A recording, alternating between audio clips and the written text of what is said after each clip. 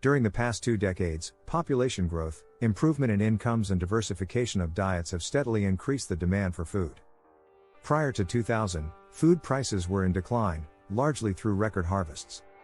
At the same time, however, public and private investment in agriculture, especially in the production of staple food, decreased, which led to stagnant or declining crop yields in most developing countries. One rapid urbanization has led to the conversion of farmland to non-agricultural uses, and low food prices have encouraged farmers to shift to alternative food and non-food crops. Long-term unstable land use has also caused land degradation, soil erosion, nutrient depletion, water scarcity and disruption of biological cycles.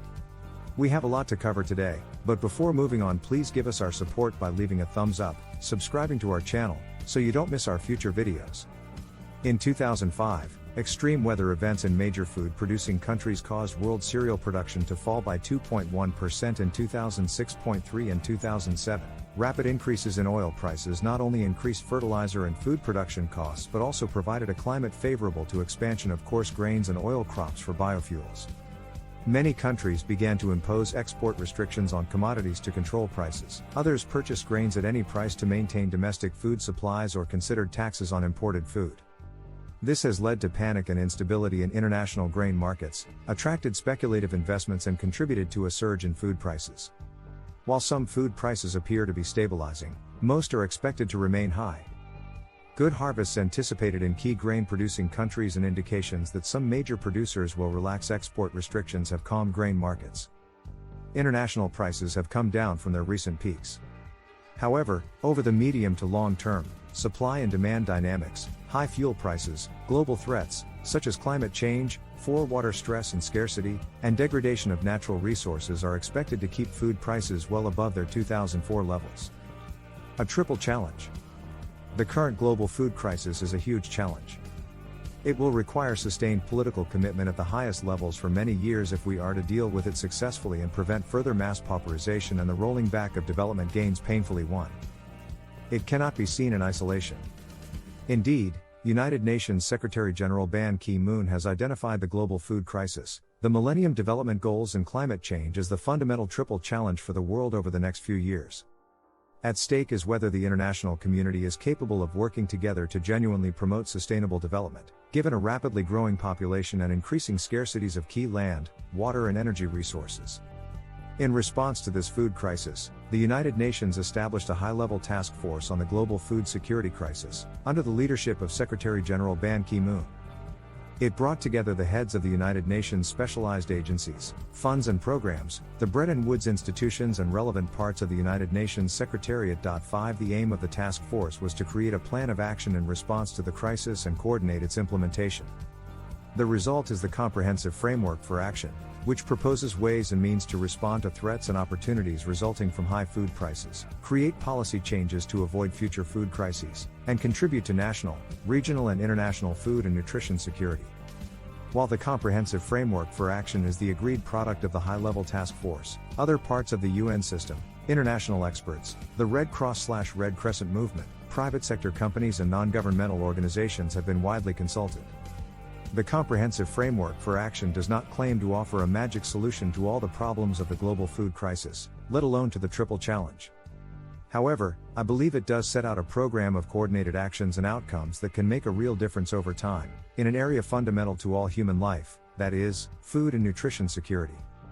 What the problem is? Food prices began rising in 2004, with a particularly steep increase in 2006.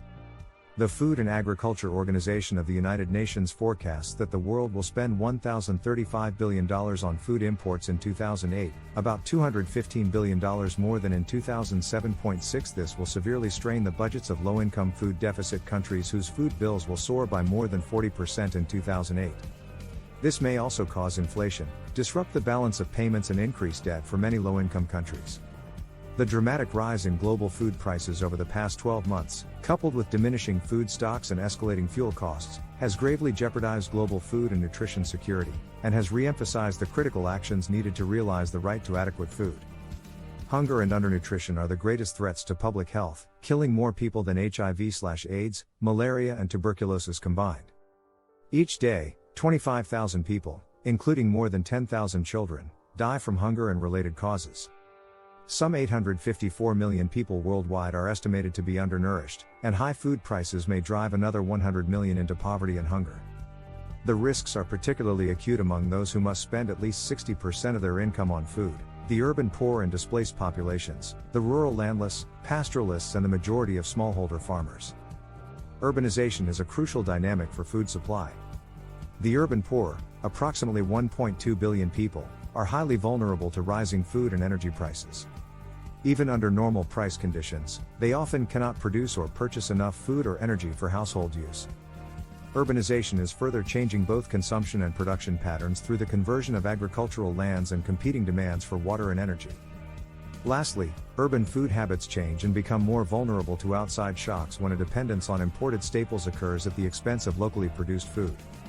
Smallholder farmers and their families represent some 2 billion people, about 1/3 of the global population.